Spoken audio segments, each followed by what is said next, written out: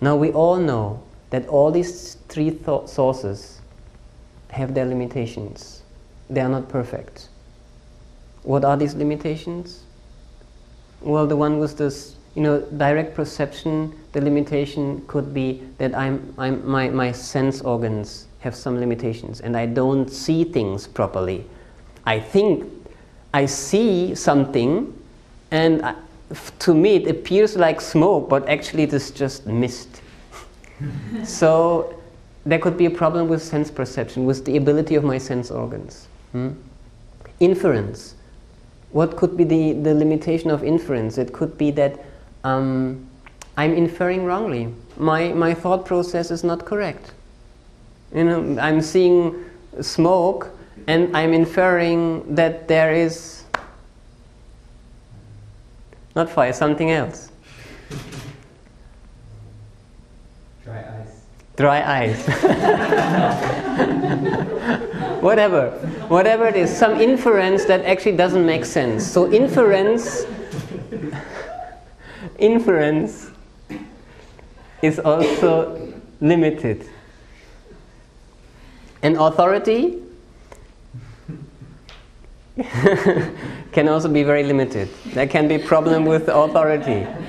What problem could be there? Number one, ignorance. The person telling me that there's a fire over there may have no idea what she is talking about or what he's talking about. Ignorance. Number two, it could also be that the authority is outdated. Authority doesn't have to be a person, could be a book also. I'm reading a book, that book is 50 years old and tells me, that Bonn is the capital of Germany, for example. Okay, outdated. Maybe that time, but not now. Okay. So authority has limitations as well. And the third limitation, which is perhaps the most predominant limitation of authority, is simple dishonesty. The authority is just not telling the truth out of selfish reasons, self-motivation. So there are limitations of gaining knowledge. That's why, what do we need to do? We need to verify. We need to verify the veracity, the accuracy of our information, of our study. We need to verify, are our sense organs working correctly? Is our inference, does it make sense? Check it out with your friends. Tell them your inference and ask them, does it make sense? Share inferences with others. Put it to the test, challenge it. And authority. Verify authority. First of all, does the authority have a history of honesty or not? First question. Then, are the facts, the happenings, the times, the people, the processes, the ideas, everything, is it represented accurately, benevolently or not? Is it twisted? Is it biased? These kind of things we need to verify. It is essential. It is essential for the first. Remember, we are talking about this most valuable process of cultivating our conscience. So we are studying, and part of study is to verify our sources, verify the information that we are getting.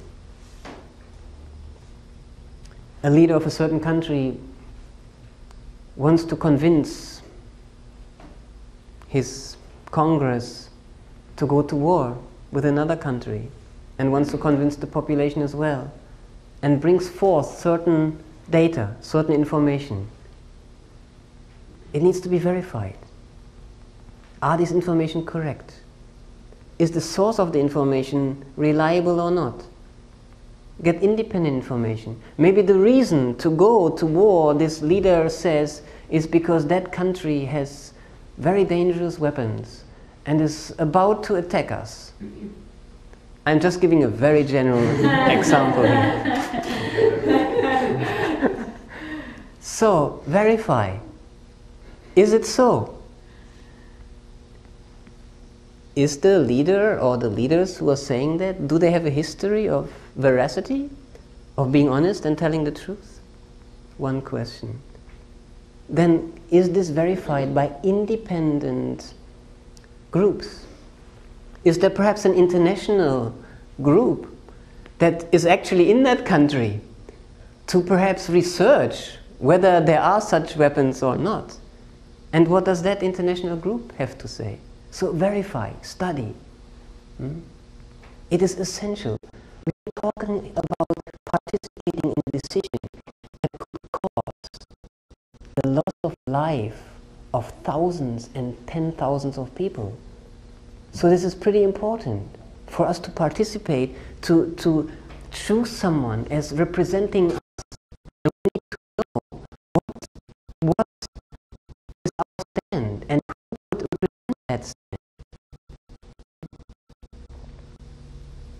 So verification of our study, that is the first step of cultivating our conscience. And then after collecting all this information, getting all the data as much as we can, when we are satisfied, I have a pretty good amount now of information, including inference. In this case, for example, this country that they're talking about is thousands and thousands of miles away from here. It is, compared to my country, completely economically devastated. It has no history of attacking countries in this part of the world. So I'm inferring, does this argument actually make sense? I'm inferring. And then I'm checking my inferences with others. What do they say? So this is the first part, study. Study and then verifying. After studying and having quite a big body of knowledge, then I need to analyze the positive points and the negative points. What is in favor of the stand and what goes against? Are there some advantages to this? What are the advantages and are there some disadvantages?